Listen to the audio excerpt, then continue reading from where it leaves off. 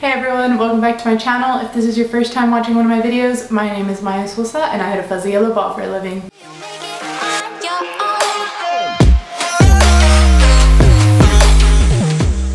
Let's just get into it. You saw the title. These are my favorite movies. I really had to narrow them down. I hope you guys like this video. Let me know down below what's your favorite sports film, because I would love to watch a new one. I love a good underdog story. I love the favorites always, but I love a good underdog story.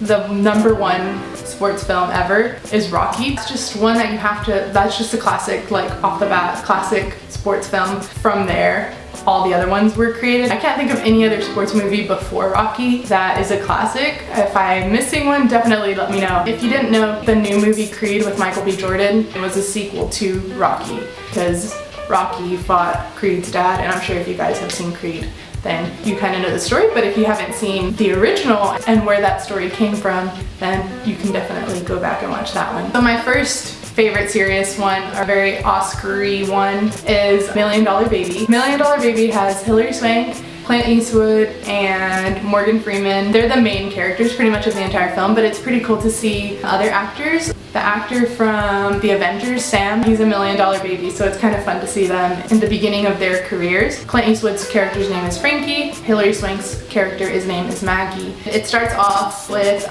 Morgan Freeman. He's narrating the entire film pretty much throughout. Clint Eastwood is a boxing manager, coach. He owns this gym.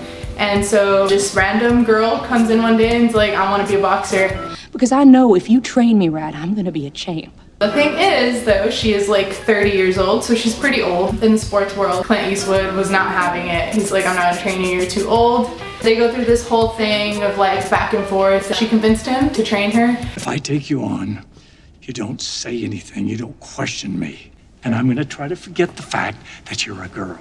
That's all I ask. So yeah, she goes on to fight. It's a very serious film, but the perseverance of not caring that Clint Eastwood told her no many times. I related to that movie so well because a lot of people told me no in tennis, and I just kept showing up and fighting and training and doing everything I possibly could to play in the world of professional tennis. And my second favorite serious film is Invictus. So I recently rewatched that movie a couple weeks ago after my procedure.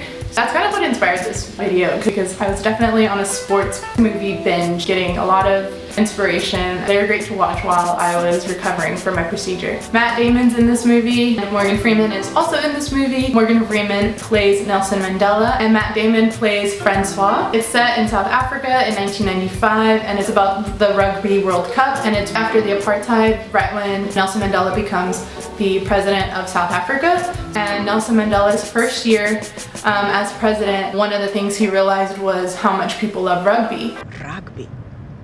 It's just a political calculation. It is a human calculation.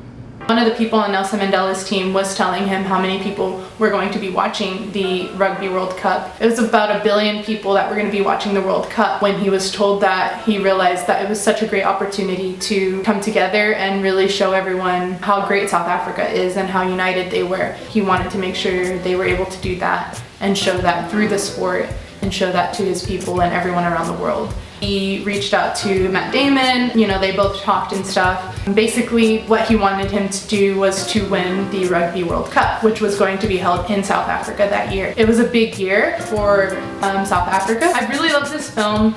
I love that it shows how much people can be united through sport, even though it's not the most important thing in the world. People can be so divided, and yet they bond through sport, and that's their one commonality. When you find that one commonality, that's one way to get into people's hearts and relate to people, and then from there you realize that, oh, we're human. This one's a little bit more sporty, a little bit more action, not as slow as Million Dollar Baby. And yeah, so definitely think you should give it a watch. 3 of my other favorite films that I could probably watch over and over and over again if I wanted to. First one is Bend It Like Beckham. I remember going to see this movie with my dad. This was when I was playing soccer. I started playing soccer when I was 3. That was my first sport I ever played. I was pretty good at it, if I do say so myself. It's with Keira Knightley and another actress called Parminder, if I didn't totally butcher her name. They're both English, set in England, and they're both soccer players. I think they're about 18 years old in the film. They're about to graduate high school and then like go off to college and stuff. Keira Knightley's character is part of a club for soccer. It's very small. There's not a lot of them in the UK the way there are here, especially now. She comes across Parminder's character. Her name is Jess. The character Jess, she just plays in the park, you know, whenever she gets a chance, and she's pretty good. And Keira Knightley's character sees her playing and then she notices how good she is. She tells her about her club and she kind of tries out, and then they realize, okay, she's pretty good. So then now she's part of the team. Throughout the entire movie, she's trying to hide the fact that she's playing for this new team.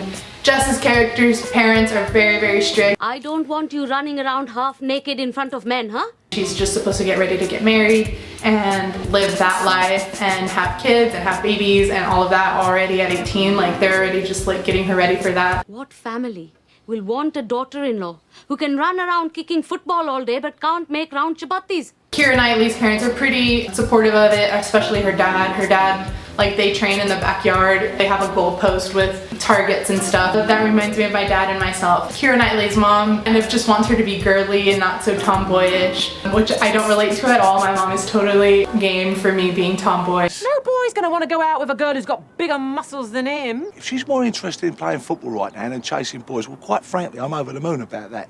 The girls grow really close, and it does show the struggles of the Indian culture that the girls face. It's just a really good movie and one of my favorites from my childhood. So my fourth favorite is called Stick It. Jeff Bridges is the coach. He's one of the main characters. And Missy Peregrine is who plays Haley, the main character as well. It is about a girl who used to be a really good gymnast. She gets in trouble with the law because she's having struggles at home with her parents. She either goes to an army academy, military academy, or she goes to a gymnastics academy. She chose the military academy because she really didn't want to go back and do gymnastics, but the judge made her go and do the gymnastics academy. That was her last option, and if she didn't do a great job there and didn't complete like her hours, she was going to be sent to juvie. So that was her last resort before juvie. She finds herself through gymnastics again, and her coach helps her through all of the struggles she was having. He ends up being able to take her to Worlds. The gymnasts end up getting to choose the winners for each event instead of letting the judges pick, because one of the girls did such a great routine and should have gotten a 10, but the judges didn't give her one because she showed her bra strap. Her teammates hated that, so they all come together and the girls all decide that they're gonna choose the one person to win each event. It's just a fun little twist on how the girls kind of take control, because usually it's left up to the judges. And one of my favorite parts is just like the training montage. Oh, I love a good training montage. All the falling and everything, like, it just doesn't happen easily. And it's just so inspiring every time and just makes you want to go work out and give it everything you've got. One of the reasons I think I really loved Stick It when I was younger, and I like watching the movie even now, is it reminds me of like my rocker phase. This movie has like a lot of Green Day and rock music. I think that spoke to me when I was a teenager. I was so into all of that. I had the Doc Marten shoes. I think we all have that phase when we're teenagers to like feel rebellious. I think that's why I loved it so much. My last favorite is called Soul Surfer. This movie is a little bit more of a biopic, telling the story of surfer Bethany Hamilton. When she was about 12 or 13, she got attacked by a shark. She lost her left arm, and it showed the struggles of everything that she went through dealing with her new life and everything that was going to happen. She went on this like mission trip to Thailand, helped some kids out there after the tsunami. When she came back with some motivation and just a new perspective on everything. And she realized that her purpose was bigger than surfing, and she was gonna do that through her injury and share her story. I love the bond that her and her family have, and mostly her and her dad have. I relate to that a lot. The way they showed their relationship in the film was really sweet, and how close they were through surfing. I just really love that, and that has a special place in my heart, being so close to my dad through tennis. And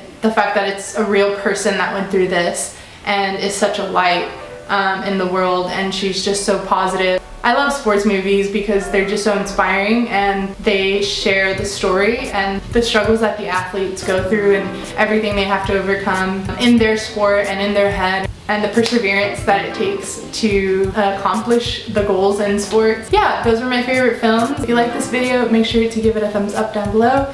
And if you want to see more videos like this and follow my journey in professional tennis, then definitely subscribe. I really hope you enjoyed this video, and I'll see you on the next one. Bye guys.